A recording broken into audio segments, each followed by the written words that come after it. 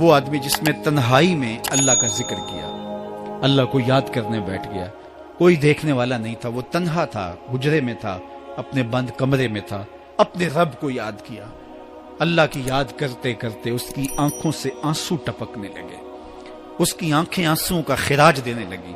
تو میرے اور آپ کے آقا و مولا نے فرمایا کہ یہ آنسو اتنے قیمتی ہیں، ان آنسوؤں کے بدلے میں قیامت کے دن اسے عرش الہی کا سایہ نصیب ہوگا، عرش الہی کا سایہ اسے نصیب ہوگا ان آنسوؤں کے بدلے میں۔ رومی علیہ رحمہ فرماتے ہیں جہاں پانی گرتا ہے وہاں سبزہ اگتا ہے، جہاں آنسو گرتے ہیں وہاں رحمت اترتی ہے۔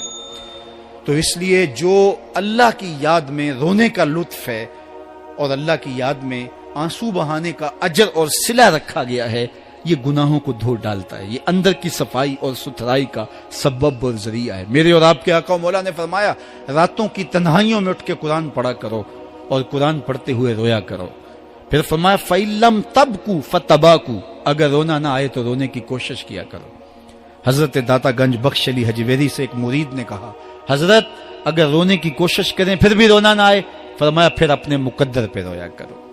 تم اتنے سنگ دل ہو گئے ہو کہ تمہاری آنکھیں آنسوں کا خراج نہیں دیتی۔ جو رونا نہیں جانتا وہ اللہ کی رحمتوں کو اور اللہ کی کرم نوازیوں کو کیسے سمیٹ پائے گا؟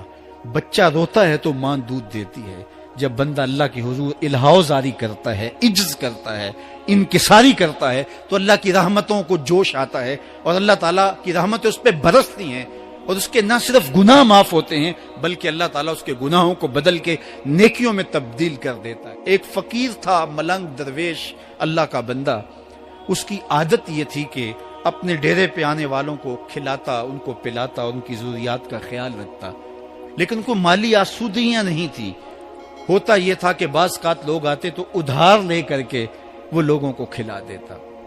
خیر چونکہ فقیر کا مزاج یہ ہوتا ہے کہ لوگ آئیں اس کے ڈیرے سے کھائیں، بابا بلے شاہ نے بھی کہا تھا نا اٹ کھڑک کے دکڑ بجے تتا ہووے چلا، آن فقیر کھا کھا جاون راضی ہووے بلا۔ یہ فقیروں کا مزاج ہے، تو جو بھی آتا اس کے ڈیرے سے کھاتا اور وہ ادھار اٹھا اٹھا کے لوگوں کی ضروریات کو پورا کرتے رہتے۔ وقت آخر آ گیا، جن لوگوں نے ادھار دیا تھا وہ سارے تقاضا کرنے آ گئے۔ اب بابا جی کو کیا فکر لاحق ہے کہ یہ میرے مہمان اور میں ان کو کچھ پیش کرنے کی صلاحیت نہیں رکھتا۔ ایک بچہ تھا، وہ کچھ سامان بیچ رہا تھا، پتیسا بیچ رہا تھا یا کوئی اور چیز بیچ رہا تھا۔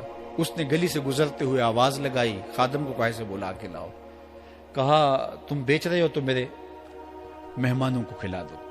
بچہ بڑا خوش ہوا کہ میں سارا دن گلیوں میں گھوم کے یہ پتیسا بیچنا تھا، اب یہ ایک جگہ ہی سارا فروخت ہو گیا تو یہ تو موج لگ گئی، میں جلدی گھر چلا جاؤں گا، میری ماں خوش ہوگی۔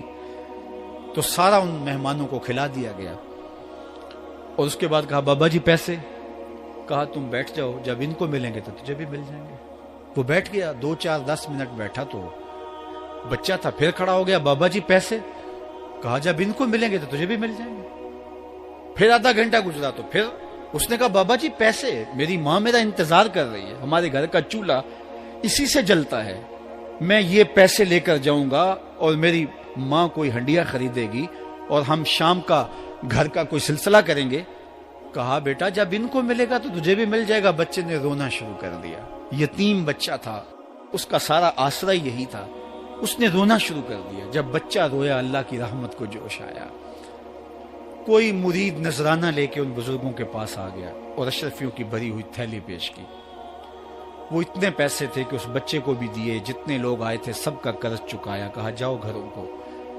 تو سب نے کہا بابا جی ہم صبح سے بیٹھے ہوئے تھے تو یہ نذرانہ دینے والا صبح سے نہیں آیا تو اب کیسے آ گیا؟ کہا صبح سے تمہارے اندر کوئی رونے والا نہیں تھا، ایک رونے والا آیا تو باقیوں کا بھی کام بن گیا۔ بعض اوقات کسی ایک شخص کی وجہ سے باقیوں کی خطائیں بھی معاف ہوتی ہیں۔ آج ہم اجتماعی طور پہ تا حد نظر اندر باہر اوپر نیچے اتنے لوگوں کے ہجوم میں اللہ کی بارگاہ سے یہ توقع رکھتے ہیں کہ مالک کتنے ہجوم میں کوئی ایک تو ہوگا جو تیرا لاڈلا ہوگا، کوئی ایک تو ہوگا جو تیرا بہت قریبی ہوگا، کوئی ایک تو ہوگا جس پہ تیری رحمتیں برسیں گی، تو مالک اس کے صدقے سے ہماری خطائیں بھی معاف کر دے، ہمارے گناہ بھی معاف کر دے۔ کوئی ایک رونے والی آنکھ مل گئی تو باقیوں کا بھی کام بن جائے گا۔ اٹھ فریدا ستیا تے میلہ ویکھن جا، وت کوئی بخشیا مل جاوے تے تو ہی بخشیا جا۔ میرے مالک ہم سب کی خطائیں معاف کر دے، ہم سب سے درگزر فرما، اور ہم سب کے باطن کو ستھرائیاں دے دے، ہمارے اندر کو پاکیزگیاں دے دے۔ بہت وقت میں نے اور آپ نے صاحب گزار لیا، تیزی کے ساتھ زندگی بیت رہی ہے۔ میں اگر اپنے آپ کو دیکھوں تو میری زندگی کتنی بہاریں کاٹ چکی ہے۔ اگر آپ اپنے آپ کو دیکھیں، کوئی 60 سال، کوئی 20 سال، کوئی 25 سال، زندگی تیزی کے ساتھ گزر رہی ہے۔ بندہ جب سوچتا ہے کہ میں 40 سال کا ہو گیا ہوں تو آگے میری زندگی کے اگر 30 سال بھی ہیں تو 30 سال تو کافی ہیں، لیکن وہ پیچھے اگر پلٹ کے دیکھے تو 40 سال یوں گزر گئے جس طرح چٹکی بجائی جاتی ہے۔ جب چٹکی بجانے کے وقت میں 40 سال گزر گئے محسوس ہوتے ہیں، تو جو باقی 30 سال اگر ہوئے بھی، وہ تو گمان ہے میرا، وہ تو گمان ہے آپ کا، ہمیں تو ایک سانس کا بھی نہیں پتا۔ پوچھا گیا زندگی اور موت کے بارے میں کیا خیال ہے؟ کہا فجر پڑی ہے، پتہ نہیں ظہر پڑھ سکیں گے یا کہ نہیں۔ کہا اتنی لمبی امیدیں لگائے بیٹھے ہو، کہا ظہر پڑی ہے، پتہ نہیں عصر پڑھنے کا موقع نصیب ہوتا ہے کہ نہیں۔ کہا یہ بھی طول عمل ہے۔ ایک بولا عصر پڑی ہے، پتہ نہیں مغرب پڑھ سکیں گے یا کہ نہیں۔ کسی نے کہا ایک رکعت پڑی ہے، پتہ نہیں دوسری رکعت بھی پڑھنا نصیب ہوتی ہے یا نہیں۔ کہا یہ سب تمہارے منہوں کی باتیں ہیں، میں تو کہتا ہوں ایک طرف سلام پھیرا ہے، پتہ نہیں دوسری طرف سلام بھی پھیر سکیں گے یا کہ نہیں۔ کیا موت اتنی قریب نہیں ہے؟ ہم نے اپنی آنکھوں کے سامنے لوگوں کو جدا ہوتے یوں نہیں دیکھا ہے؟ ہم کہتے ہیں اس کی خبر سنا رہے ہو موت کی، یہ تو میں نے ابھی سبزی والی دکان پہ دیکھا تھا۔ لیکن جب موت آتی ہے تو ایک لمحے کا تقدم اور تاخر نہیں ہوتا۔